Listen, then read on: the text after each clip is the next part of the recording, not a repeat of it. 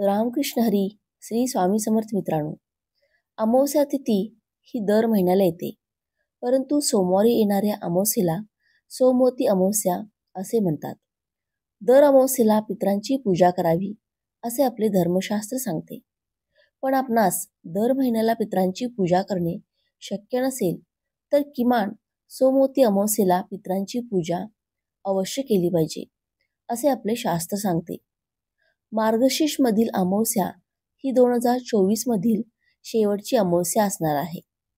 अमावस्या तिथी ही 29 डिसेंबरला रविवारी पहाटे 4:01 सुरू होणार आहे आणि 30 डिसेंबरला सोमवारी पहाटे 3:56 समाप्त होणार आहे. उदय तिथीनुसार ही अमावस्या 30 डिसेंबर रोजी सोमवारी असणार आहे. अमावस्या जेव्हा सोमवारी येते तेव्हा त्या अमावस्येला सोमवती अमावस्या असे म्हणतात. सोमवती अमावस्येला अनन्यसाधारण असं महत्त्व असतं. या दिवशी श्री हरी विष्णू माता लक्ष्मीसोबत शिवशंकरांची सुद्धा पूजा केली जाते. मित्रांनो, मार्गशीर्ष महिन्याच्या सोमवती अमावस्येच्या दिवशी करावयाचा एक अत्यंत प्रभावी उपाय आपण आजच्या या व्हिडिओमध्ये पाहणार आहोत.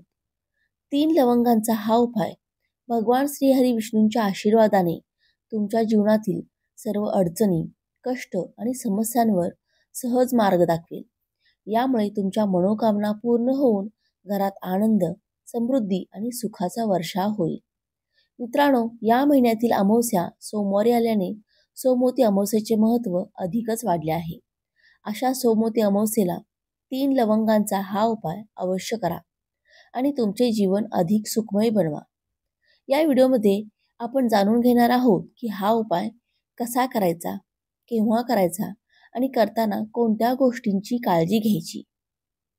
पण व्हिडिओमध्ये पुढे जाण्याआधी माझी तुम्हाला विनंती आहे की कृपया चॅनेलवरती नवीन असाल तर सबस्क्राईब करा आणि व्हिडिओला एक लाईक करून कमेंटमध्ये जय श्री हरी विष्णू किंवा जय माता लक्ष्मी किंवा ओम नमः शिवाय नक्की लिहा.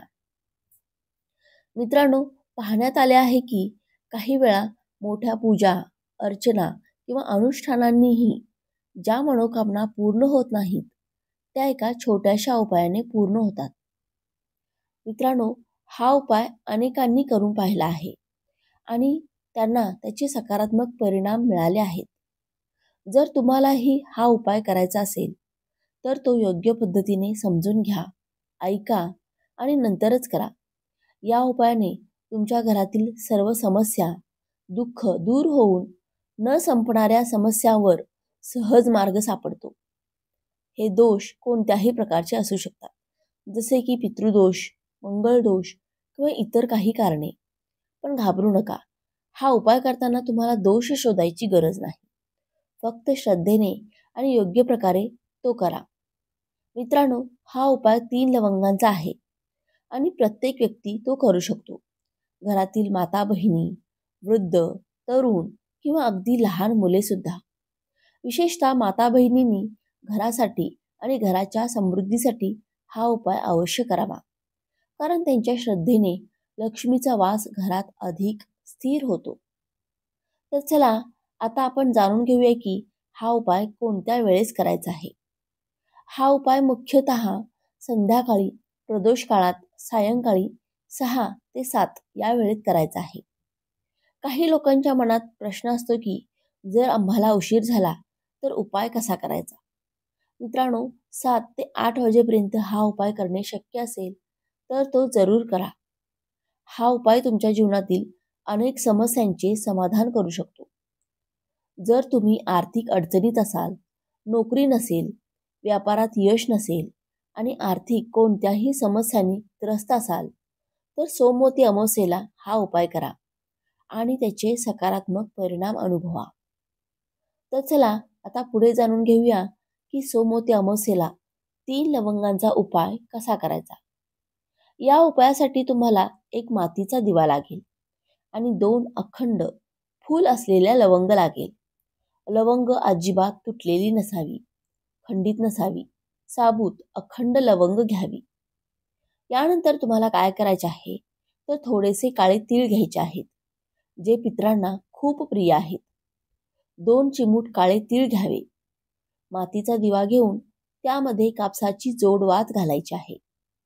तुम्हाला शक्य असल्यास दिव्यामध्ये तिळाचे तेल घाला किंवा तुम्हाला शक्य असल्यास तूप देखील तुम्ही घालू शकता. त्यानंतर तुम्हाला काय करायचे आहे, त्याच दिव्यात 2 अखंड फूल असलेले लवंग टाकायचे आहेत. त्याचबरोबर 2 चिमूट काळे तीळही त्याच दिव्यात टाकायचे आहेत. आता हा दिवा तुम्हाला महादेवाच्या मंदिरात शिवलिंगाजवळ नेऊन लावायचा आहे. महादेवाच्या मंदिरात शिवलिंगाजवळ असा दिवा लावल्यानंतर जर तुम्हाला शक्य असेल तर तिथेच मंदिरात बसून महामृत्युंजय पाठ करा. आणि जर पाठ करू शकत नसाल तर महादेवांचे मनोभावाने ध्यान करा.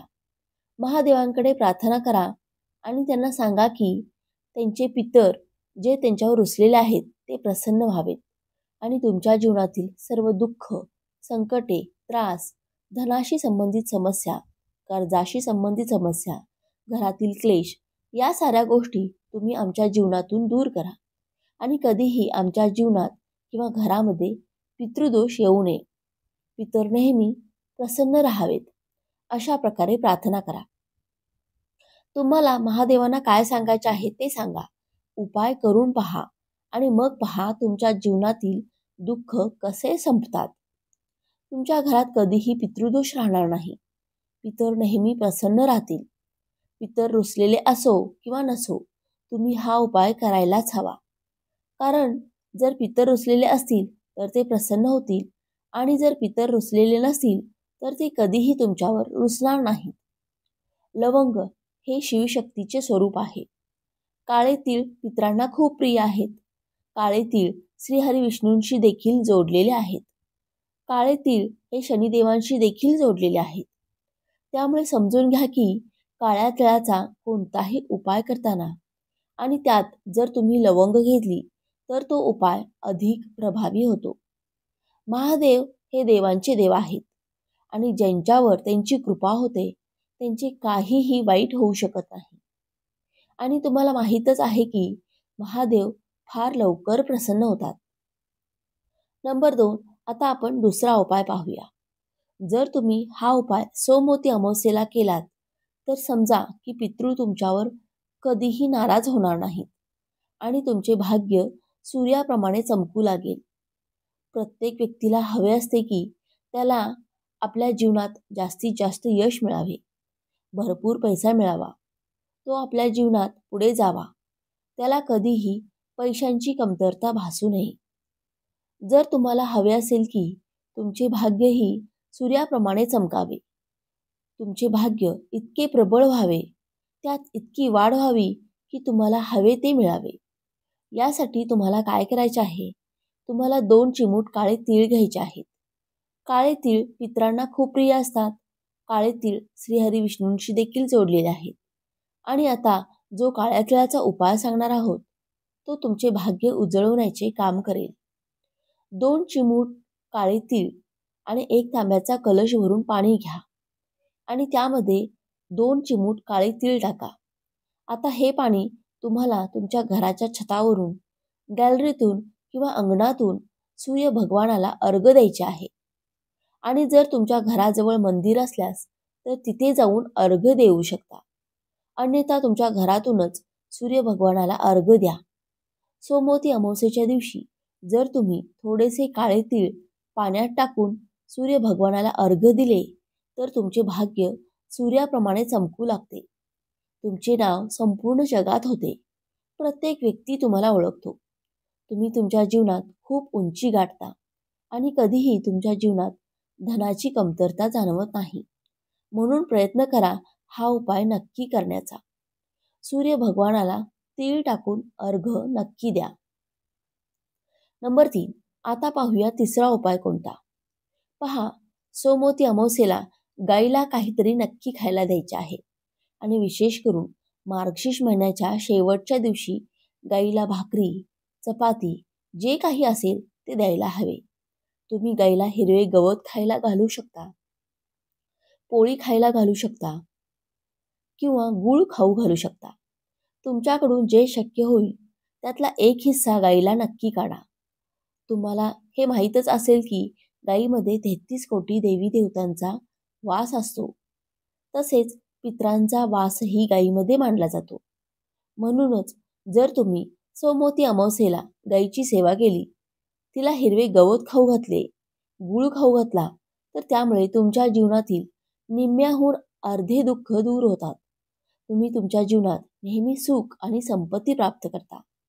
तुमच्या ज्या काही इच्छा असतात त्या फार लवकर पूर्ण होतात आणि कधीही तुम्हाला पितृदोष यामुळे जीवनात अडचणी किंवा समस्यांना सामोरे जावे लागत नाही. म्हणून प्रयत्न करा, सोमवती अमावस्येला गायीची सेवा करा. तिला हिरवे गवत खाऊ घाला किंवा तुमच्या घरी पोळी, पुरी जे काही बनत असेल त्याचा पहिला हिस्सा गायीला खाऊ घाला. खरं तर तुम्हाला नेहमीच तुमच्या घरातून गायीला एक पोळी खाऊ घालायला हवी.